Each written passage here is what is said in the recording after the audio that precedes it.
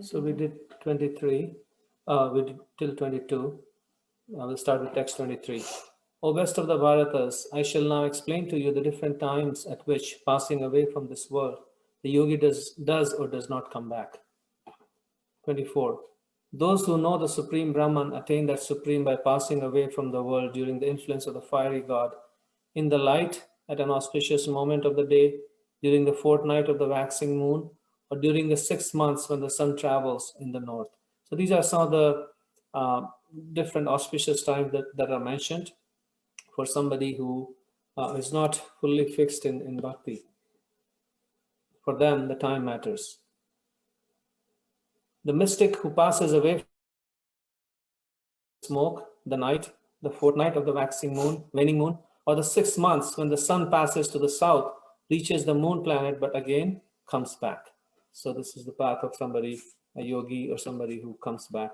According to Vedic opinion, there are two ways of passing from this world, one in light and one in darkness. When one passes in light, he does not come back, but when one passes in darkness, he returns. Although the devotees know these two paths, O Arjuna, they are never bewildered. Therefore, be always fixed in devotion. 28 is an important verse. I'll recite the verse also. You can see. This is the final conclusion of this chapter, in one sense. Vedeshu yaggeshu tapassu chaiva daneshu yat punya phalam pradishtam atteti tat sarvamidam viditva yogim param sthanamupeti chadyam. A person who accepts the path of devotional service is not bereft of the results derived from studying the Vedas, performing sacrifices, undergoing austerities, giving charity, or pursuing philosophical and fruitive activities. Simply by performing devotional service, he attains all these, and at the end, he reaches the supreme eternal abode. So we, because sometimes people might think, well, I don't really know this mechanical way of being able to find the exact right time and be able to bring my life airs, right, all the way, and then be able to leave my body in that way. So Krishna is saying it doesn't matter, right? As long as we're serving, then all the benefits that is accrued by all these other processes is automatically. So bhakti includes basically the benefits that one can get from all the other processes. It's like a river that fulfills all the needs. So with that, we will get into our presentation on grief. What happened here? What happened? Stop share.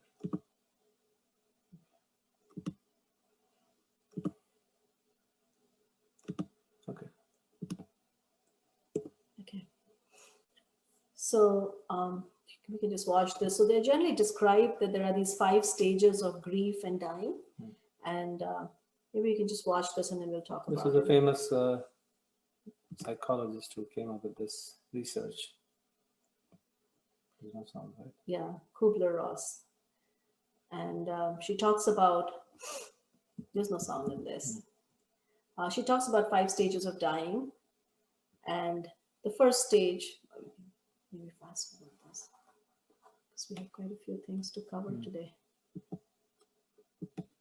She's the author of the groundbreaking book on death and dying, and just a real authority on this subject. So the first is denial. So that's the first stage, and it's a shock. And you think it's not real, it's not really happening, and that tends to happen to many of us. And then she goes into like examples of denial, so we don't need to get into too much detail here. And then there is second stage is anger, right, where we get angry at God, or we feel like a sort of rage, like why me, or we just, it just doesn't make any sense, right? So there is anger that can come in that state. And after that, and of course it's not linear like that, but just to kind of. And bargaining, third stage is bargaining, where people start maybe I can do something and get maybe a less severe, or maybe I can escape. Or maybe if I had not done this, right, then this would not have happened. Or, like there are so many ways that we and we turn towards Or if God. you let me escape this time and then I won't do this. I won't do this. I'll give up this habit or whatever, So there's some guilt there, and then some amount of bargaining, and then it's that fourth stage where you kind of feel just sad, and just you come to a deeper place of like, okay, this is it, and then you just feel sad, and then and within that depression or sadness, there's finally some acceptance that that this is what I need to confront, this reality, and then it's finally followed by some some degree of acceptance. Now it's kind of giving up and accepting and realizing. Now we can go through this stage, not obviously in a linear fashion, but we can go back and forth. We can go back and forth and things like that. So this is generally what is taken, or of course it's very rough, but kind of how we may process any kind of grieving process. However, we want to go deeper, and we want to see, what should we do with this grief, and is all grief bad? And part of that acceptance is also the acceptance of that process of grieving, because sometimes we get very impatient, and people around us also get very impatient with us, and they'll keep telling us, just like, yes, the other day we were talking about, like, snap out of it, or why, or it'll get better, or whatever. I mean, there's just so many ways that people tend to speak to us when we are grieving, and it doesn't really help us, because grieving is a process. And so creating a space where we can feel comfortable with that grief. And so there is this book that was written by Elizabeth Lesser called Broken Open, where it talks about how actually grief can help us grow. And it can open up a whole new portal for us, through which we can actually experience a different level of reality. And it can also shed away the superficial level layers that we that keep us covered, right, in this world. In many ways, like, this grief is that that force that removes that illusion, covering of illusion. So it's these are some quotations that sometimes we think of these cracks in our heart, but these cracks in our heart, we can also think of them as like a place through which light can shine through, right? So it's not all, it all depends on how we approach this grief. And if we see this grief as our teacher, and someone who has come to take us deeper, in a deeper place, then they can actually, we can find ourselves in a better place. Just like there is this beautiful idea of these Japanese pottery called kintsugi. And it's like from broken to beautiful. That's the journey that we really want to make, right? And so we can watch how they actually, we can just watch it.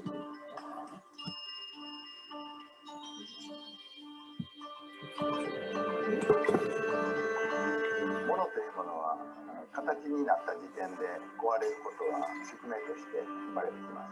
壊れること、言われること、それは決して悪いことではないと思います。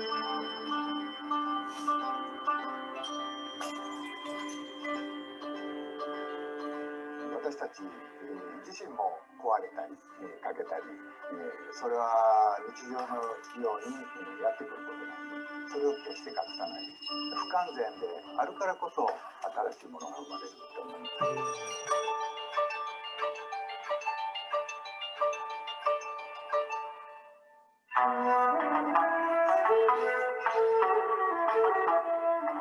す。So they actually, when they repair these broken pottery, 修復師をしております。清川博樹と申します。この世界に入って45年でを迎えます。金継ぎというのは漆を使って壊れたものを修理して、そこに金で装飾をする、そういう技法のことを言います。Looks more beautiful than the original. Yeah.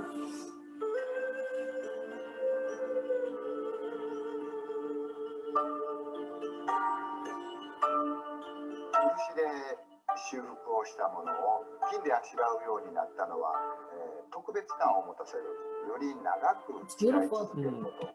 So again, the idea being that, actually it's interesting, the whole Bhagavad-Gita starts with Arjuna in a state of grief. And it is because of his grief that actually the Bhagavad-Gita gets spoken and it's made available to all of us, right? So also there is a very beautiful story of the churning of the milk ocean in the Srimad Bhagavatam. And before the pot of nectar actually appears, what appears is this vast, amount of poison, right? So to acknowledge and accept that, all this brokenness or this grief that we're experiencing in our heart is, first of all, to embrace it, and then to see, how by forming a deeper connection, right? How by approaching it in the right consciousness, we can actually transform it and go from broken to beautiful. So this is, as we all know, you cannot see the Milky Way, or you cannot really see the stars until it's dark. And therefore, scientists, they clamor for certain places on the planet where the night is completely dark. Actually, in Srimad Bhagavatam again, right? Kunti Devi prays for that. She says that a person can actually approach spiritual life only when they are at some level materially exhausted, right? So this kind of exhaustion or this pain that we go through sort of becomes our guide. It kind of helps us separate ourselves from the light of this material world, the false light of this material world, and really be able to see the real light. So this is actually a very, very beautiful section of Chaitanya Charitamrita, which I really, really love. It's a section where in the evening, Krishna actually goes in the morning with all his cows and calves for them to graze. And he plays the flute, and all his friends have also gone. In the evening, they actually come back. And when they come back, it's like there is, the evening time in Sanskrit is called Godhuli, right? So it's evening time, so there's some darkness there. And then the cows are also raising a lot of dust with their hooves. So it creates like a dust storm. So there is dust storm, and then there is the darkness of the evening. So the gopis, they're actually standing on their terraces, and they're waiting all day for Krishna to come back. So, but before they see Krishna, they see this dust storm. But they're able to see Krishna through the dust storm, and they know that Krishna is there. Because their heart and their eyes are saturated with love, so that can penetrate actually through that dust, dusk and then dark light, dark cloud, and they're able to see Krishna. They actually never separated from Krishna in that sense. And so it is described in that purport by Prabhupada that the pure devotee is actually able to see Krishna through even a dark, dust storm, and then so before we actually can see Krishna, we will actually learn how to see the hand of Krishna. And so when we learn how to see that, then grief actually becomes a different experience, even though on the outside it may seem to be the same, but internally a devotee can actually experience something very, very different. So this is, we grieve over so many things. This is the nature of this material world. It's called Dukhalayam, which means there's constant suffering in this material world, and that means there's constant grief. But what is the source of that grief? When we are grieving for something or some person, it is a very, just like happiness is a spontaneous emotion of the heart, grief is also a very spontaneous emotion of the heart. So there must be some, just like our source of happiness is our original connection with Krishna. So this grief also must have its origin with Krishna. And that is indeed true, because we have been separated from our source, from loving Krishna for such a long time. And that separation from Krishna is a very powerful source of grief for the soul. And that's the grief that the soul has been carrying for millions of lifetimes. And then we spill that grief over in small quantities when a loved one passes or we miss somebody.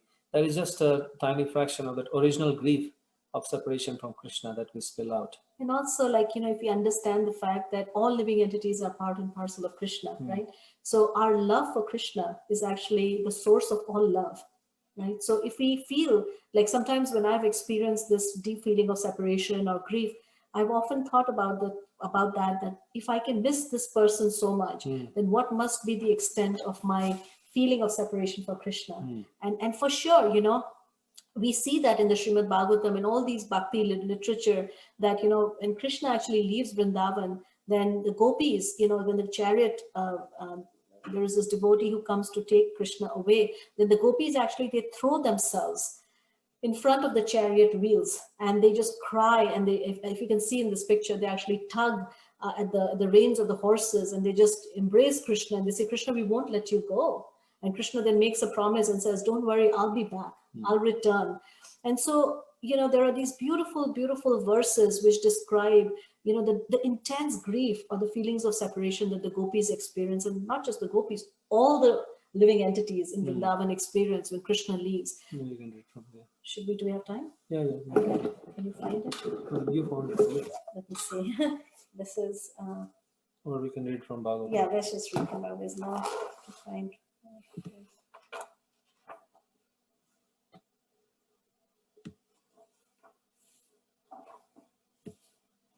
Okay, so let me see. You're not able to see the text, right? Here, I found it. Okay. I found it. So we can play that. So we're just going to read these few verses from Brihad Bhagavatamrita. This one. Yeah. So this is Brihad Bhagavatamrita. This is again another very special literature, which is an expansion of Srimad Bhagavatam. So go figure that. So 18,000 verses. Now this is another text. So here the gopis are actually, can you reduce the volume? So the gopis are now crying because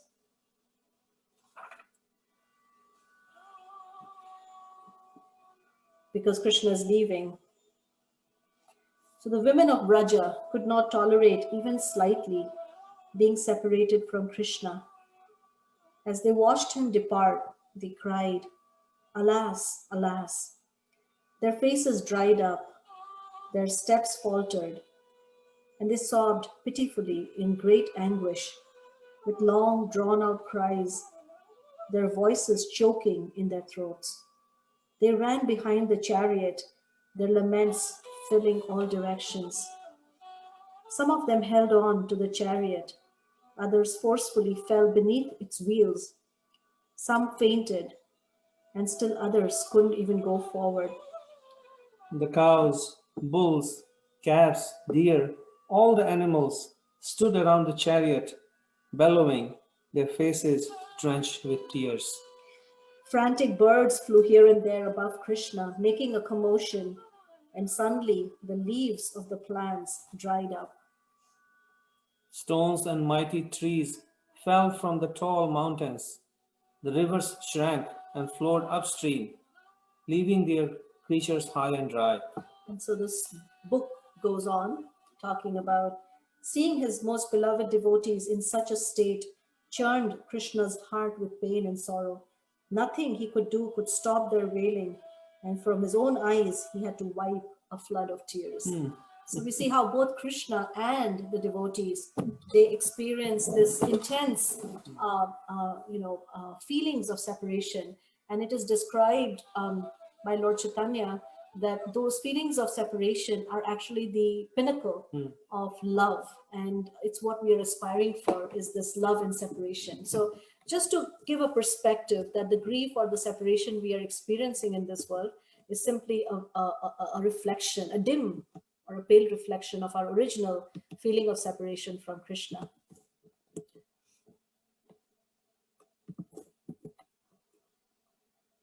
So while we live in this world, we can expect that there is going to be suffering. This is actually the nature of this world. So what can one do? So this is actually a verse in Srimad Bhagavatam where it describes, this is actually a verse that also describes what pure bhakti is. That if one can simply continue to love, to be grateful, to offer one's love and one's obeisances to Krishna while one is going through all of these difficult situations, then one becomes eligible for liberation. Because just like a son or a daughter, all in order to inherit the property of the parents, all they have to do is to stay alive, and then in due course of time they will automatically inherit the property of the parents. So similarly, if one has this attitude of gratitude throughout his life, while going through the sufferings and the reactions of past misdeeds, then one automatically becomes eligible for the spiritual world. So this is a beautiful verse, so we'll sing that, and then you can also look it up later. Beautiful to meditate on. Tattenukampam susamikshmano bhunjana evatmakritam vipakam Hidvagvapurbhir vidadhan namaste Jivetayo mukti pade sadaya bhak. It's very beautiful. And, we can see that even at the time of death, everything that we own is going to be taken away. So while we are living, when things get taken away, when we can engage in this practice of just finding a place of gratitude, right? Finding some place of, yes, acceptance, then what happens as a result of that is that we become very, very dear. We become... And we can quickly surpass those stages of like anger and depression and resentment. And the acceptance that comes is a grateful acceptance, and it really lifts the soul upwards. Yeah, and it also allows us to develop this faith, this deep relationship. Just like, does it come later? Oh, no. Yeah, I was just thinking that how sometimes, when you are, say you are going in this very like rocky, like you're driving in a car, right? And the road is very bumpy. But then, like if the child knows that the child is in the arms of the mother, then the child really doesn't experience the bumpiness of the road, but rather experiences the warm embrace of the mother, right? So even though the experience or the situation is the same, but two people can be in exactly the same situation, but may have a completely different response. So what do they say? Like, pain is inevitable, suffering is a choice, right? So, two people may go through similar situation, but are we going to suffer through it, or are we going to find a deeper place of joy and happiness and even, gratitude through it? So this is actually a very beautiful poem, which I'm sure many of you have probably already heard it or read it, but we'll still go ahead and read it. Maybe Somebody wants to read it? Delia or Anyone, yeah.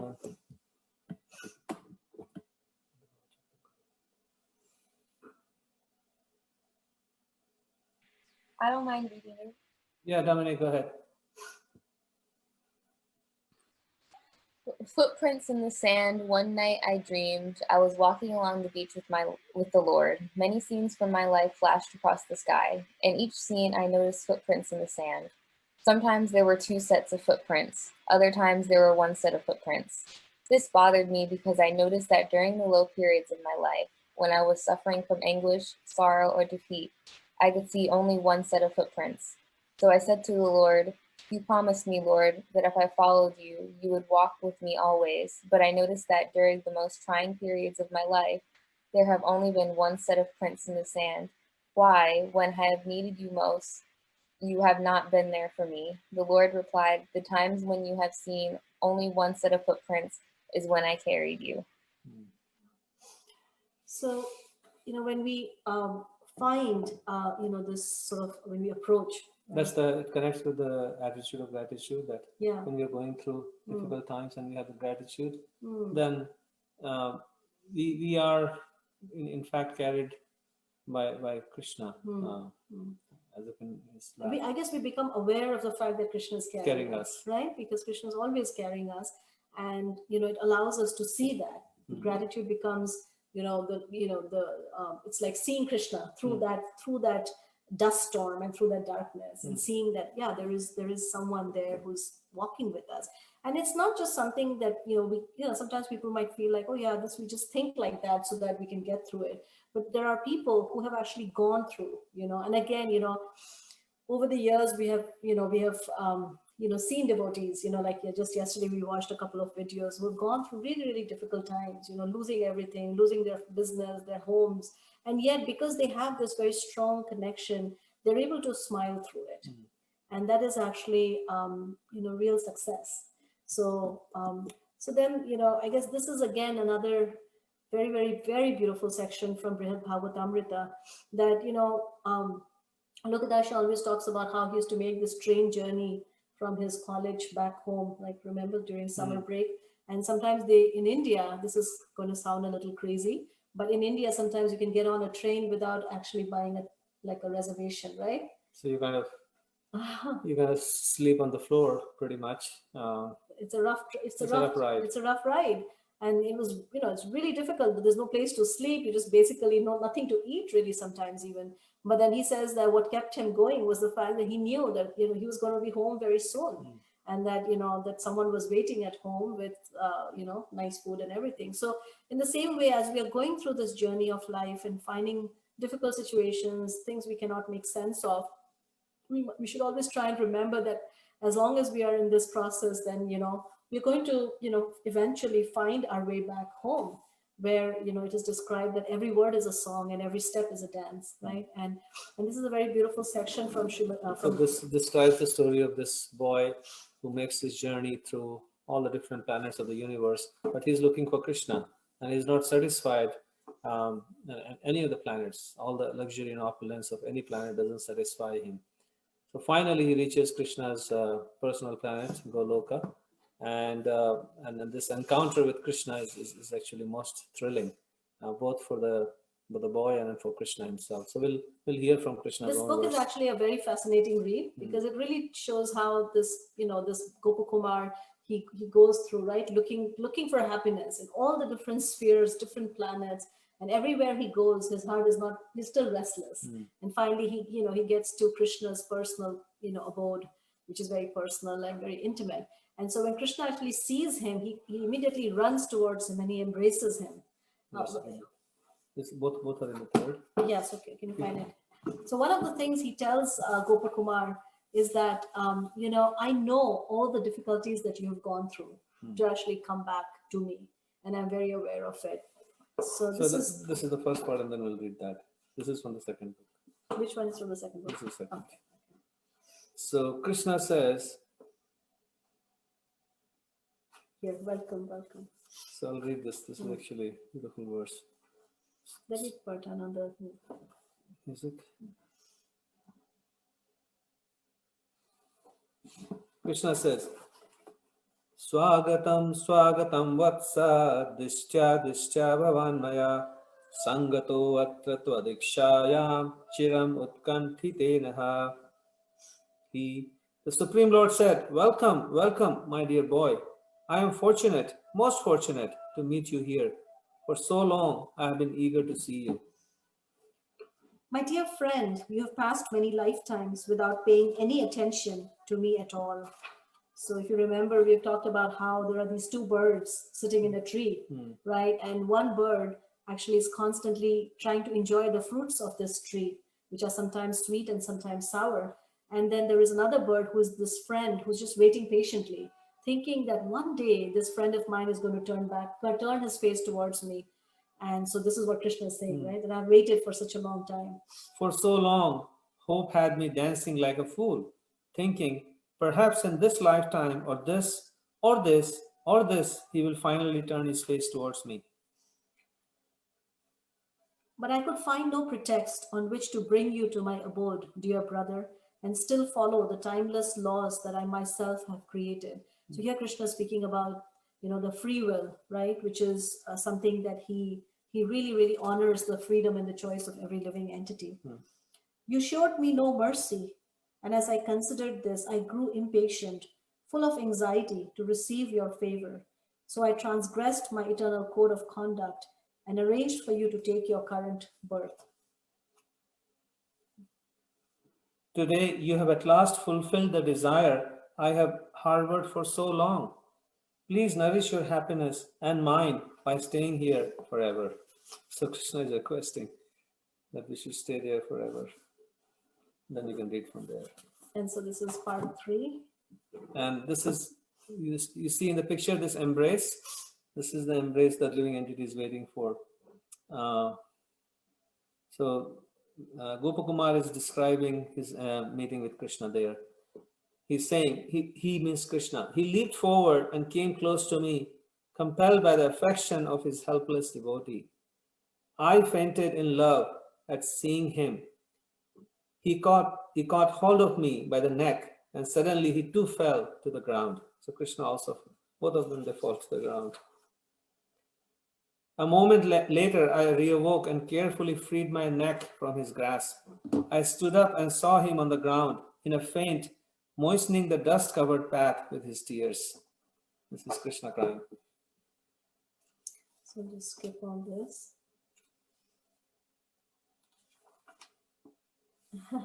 But one thing is for sure, there's a lot of crying going on, you know.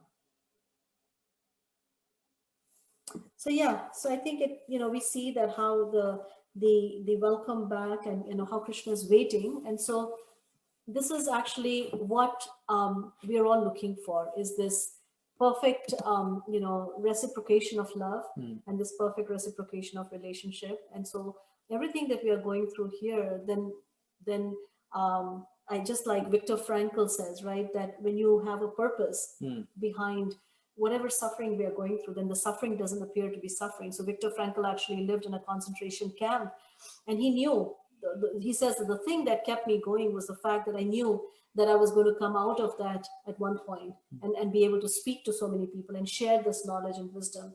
So in the same way, when we know that actually this, our entire journey through this world is actually just a very, very short period, and that there is some purpose, that there is a way that we can actually transform this suffering and make it a staircase, a stepping stone to this beautiful relationship with Krishna, then grief actually stops feeling like a dead end, and it stops being futile, you know. And I guess we can start realizing that we have grieved so many times, millions of lifetimes, and maybe I can use this opportunity for grief to end this cycle of grief. Actually, it is described in the Srimad Bhagavatam that the amount of tears that a living entity sheds in their entire journey in this material world is enough to fill a vast ocean.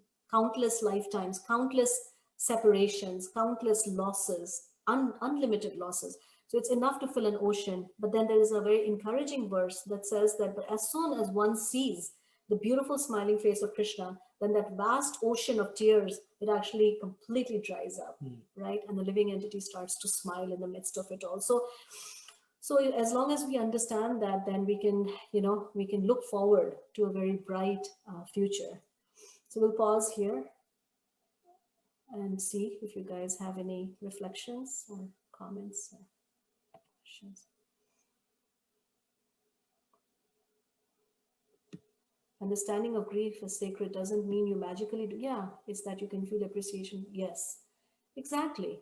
Exactly. It's not that, you know, one will not experience the separation or the loss, but one can sort of process through that, right? And come to a deeper place, and one will not feel question. If grief comes from loss and loss comes from the impermanence of what we are trying to grasp, is there grief in the spiritual world? What a great question. This is always a question that always comes up as soon as we hear about how there is still separation. So the separation there is simply a tool, right? The separation is simply, so here we separate because we don't have a choice, right?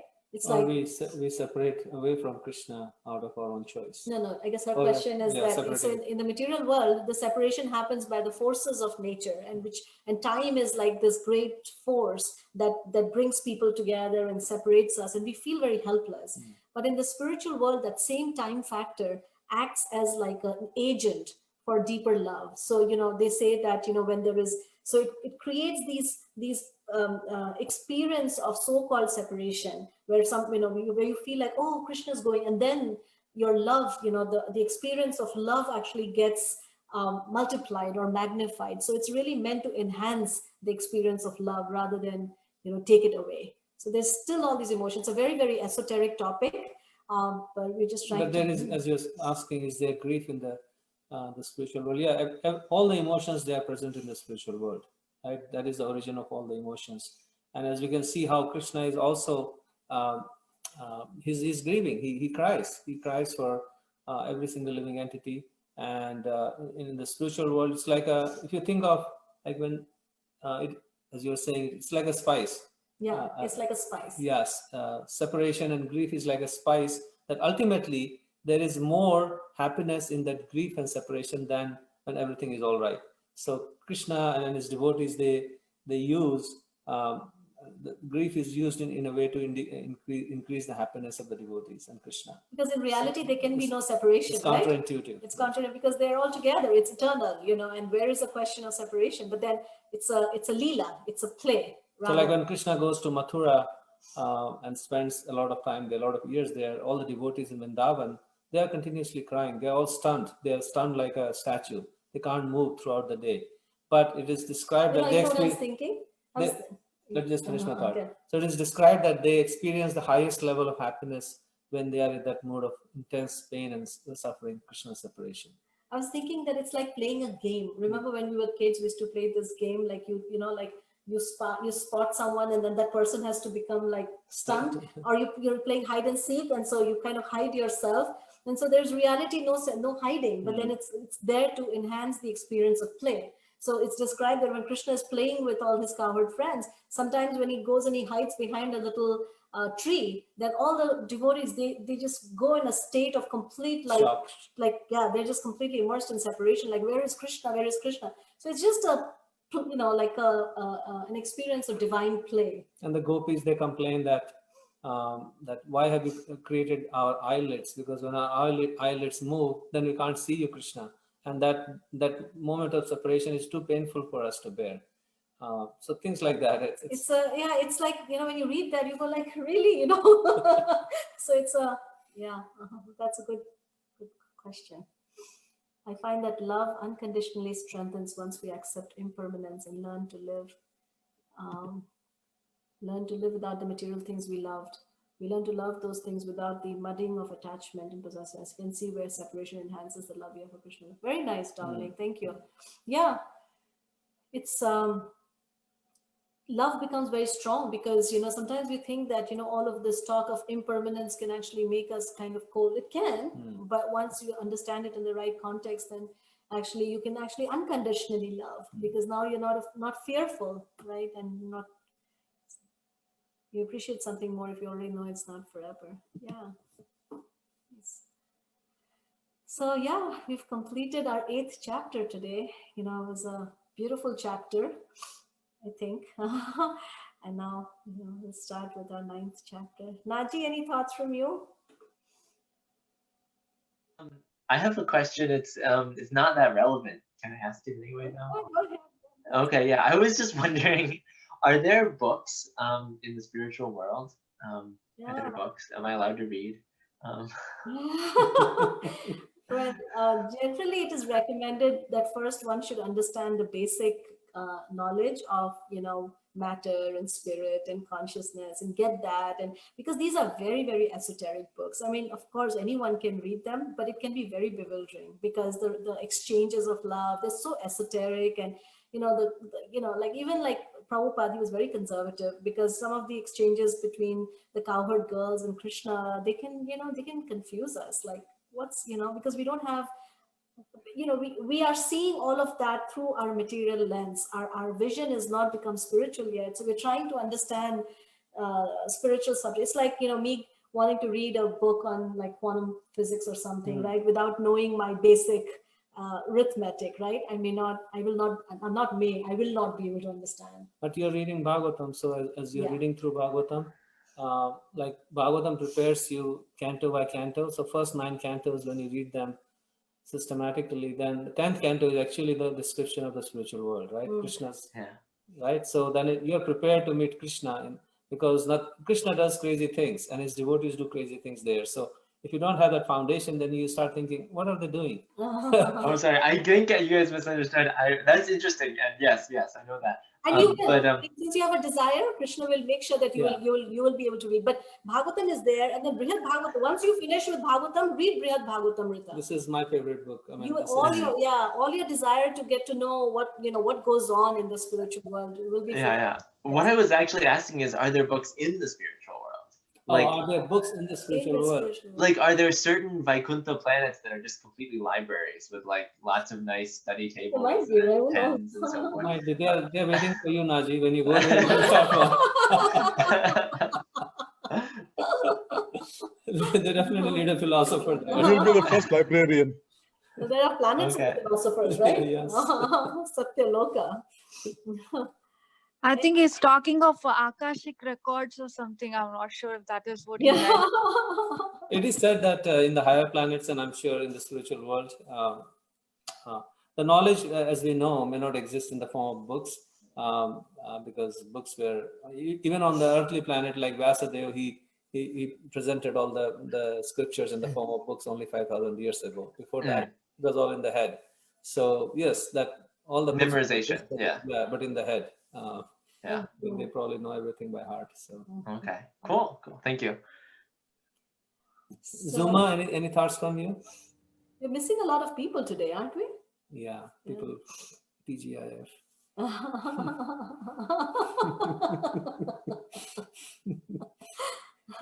Who is the author of the Gita? Well, Krishna is a person who's speaking the Gita, but it was penned down by this great sage called Vyasa, Who's an incarnation of who's Krishna. an incarnation of Krishna. Yeah. So it's part of, actually, it's a chapter from this great epic called the Mahabharata, and it's one chapter from that great epic. So Gita is Smriti Mataji, is taken from the memory. Yeah. So it is Smriti, right? It's both Shruti. Yeah. Yeah, Gita is considered both Shruti and Smriti. That's a deeper topic, but because it is coming from Mahabharata, it is called Smriti. But it is because directly coming from the mouth of Krishna, so therefore it's also called Shruti. So for those of you, Shruti and Smriti, do you want to explain that? Maybe in our next segment, we'll talk about knowledge. Yeah, we'll talk about We'll it. talk about that. So yeah, that's a term. 9th chapter is a devotional service I and should ask knowledge. this question. Delhi had asked this question. I forgot. Are there people right now? who learned the Srimad Bhagavatam? Yeah, there are some people we don't know personally, but Radhika Raman Prabhu, he was mentioning that he met somebody in South India who has the Srimad Bhagavatam memorized by heart, all 18,000 verses. The 18,000 verses, and how do you do that? We met a girl from New Jersey, a devotee girl. She was memorizing the Bhagavatam, and she was like, we met her 3 years ago, and she had memorized like 3 cantos. Really? Yeah. Oh my God, that's crazy. Yeah. Wow. That's a while, Naji. You have a long way to go before you retire. You guys are amazing. Can I ask a question? Yes, Nanda Verma, go ahead. In the 10th canto, when the gopis, I thought their mood was that they don't think Krishna is God. But in a lot of the verses, they do pray to him as if he is the Lord, Supreme Lord. Yeah. So I was just a little confused about why. I mean, is that part of the Leela also? I mean, well, every now and then, it's like, like say if you were living with like this big legend, right? And so every morning you wake up, you chastise him, and you say, well, who are you? You don't know this. And then every once in a while you become aware, oh, this guy is actually quite someone, out there. He's recognized in the outside world as someone really big, But many times when they call him Lord as that you are our master. They don't call him Lord with the understanding that he's God or of his majesty. I guess the English Sanskrit words, right? It's like Nath, right? Nath. They call him Nath, Pranath. So Pranath means you're like, you're the master of my life, and like that. It's more intimate, even though when it gets translated into English, then it becomes more formal or distant. But it's really, but even so, like, they every once in a while they do become a little aware that, oh, this boy is actually special, and maybe he's Narayan. But then that gets covered over. So it's not that these devotees don't know the basics of Bhagavad-Gita. They know everything. They know everything. They know all the Vedas. They are fully in knowledge. But then with all that knowledge, how do you love someone in intimacy? So then there is, anyways, we're going into the deep end here. It's like if you take this regular milk is like the knowledge, basic knowledge. When you boil the milk, and then the thick cream that comes out, that is the cream of love. Right. So it assumes that the milk is already there in the cream. Reading the 10th canto, I'm loving it. It's really engrossing. Beautiful. I mean, it's beautiful. Yeah, the 10th canto is just, it's sweet, sweet nectar. So what is the Vedic thought about when the soul enters the body? I'm wondering about the topic of abortion. What happens to the aborted soul? Yeah, it's, we have terminated, right, artificially, right, the life of so they just have to take birth again and continue in some other womb.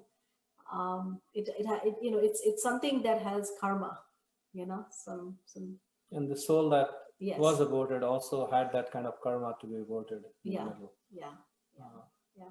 And yes, it does come at the moment of conception. That is the Vedic understanding that life begins at the point, because there cannot be even this, the starting of any kind of life without the soul being present there. So yeah, it comes at the point of conception. So There is something I like to add, like since we're on the topic of death, it is said that Bhishma waited for an auspicious moment, like the Uttarayana, before he gave up his life, like, so he wanted to, so do great souls wait for the auspicious moment when they leave the body, or when they leave the body also shows their forward journey or ongoing journey, is what I wanted to find out. yeah, for devotees, like Krishna says, right, in that 8th verse, the verse just before the end one, he says for Bhishma Dev, he did that, but ultimately what he was waiting for was the war to end, and he was waiting for Krishna to come so that he could look at his face. So the Uttarayan was just an excuse, actually. That was, Bhishma is a pure devotee and he doesn't need Uttarayan. A pure devotee, whenever he leaves, he's not dependent on the time or place, because Krishna says in the 8th chapter itself that my devotee he doesn't need all that. That is the auspicious time and place and situation, and all that is meant for somebody who is just following the regular Vedic path, maybe a yogi or a jnani or somebody like that, but not for a devotee. whatever time they leave is the That becomes auspicious, that actually. becomes the auspicious time. But I mean, it's also possible that Krishna may make an arrangement, just Right. like with Prabhupada. Krishna made an arrangement that Prabhupada was traveling all over the world. He, circled the globe like 14 times. And yet when it was time for him to leave, he was in Vrindavan. So Krishna can make an auspicious arrangement, but it's not dependent on that. That is just an extra, aspect. Tarun has a question. The 4th stage of death is depression. Now, when a person gets into depression, fearing death, how can we support him morally? When a person is fearing death, I mean, this is the process itself. I mean, we have seen it over and over and over again that, people come with so many different fears and different anxieties. But once you start the process of chanting, then one can actually see. It's like turning. One of the reasons why we are afraid. It's like when it's dark and there's no light, right? Then you're walking around and you feel that you're afraid. Like, what is this and what is that? And who's going to come and do what? But as soon as you turn on the light, then you can see things more clearly. So in the same way, when you turn on this light of Krishna consciousness within our heart, then the fear goes away and the sadness also goes away. So basically, the way to support such a person is maybe offering them some prasadam, or if they're open to it, or maybe some spiritual sound vibration if they're open to it, and just being loving to them, and they will start seeing you as a spiritual support. If we can somehow become spiritually connected ourselves, then it's amazing how many people will get impacted through that. So just by you becoming spiritually connected, anyone who comes in touch with you will in turn get, it's like electricity, right? They will also get that same effect. And you can also pray for them. Even sometimes it may not be able to directly communicate with them, so you can always pray to Krishna every day that please help them, and Krishna will listen. Krishna listens to prayers. Sure. Okay, very nice. Yeah. So, Thank you. Thank you. So we'll end here. Thank you. And starting Monday, we'll start with Chapter 9. Hare Krishna. If you guys get a chance, maybe read ahead. Chapter 9. It's a beautiful chapter. Most important chapter in the Bhagavad-Gita, because Krishna is going to talk about bhakti and knowledge in that chapter. So it'll be very exciting. We still have the chanting session tomorrow, right? And day after? Yeah. The chanting session? Yeah, chanting will go on Saturday, Sunday. Yeah. Okay. All right. Hare Krishna. Hare Krishna. Hare Krishna. Hare Krishna. Hare Krishna.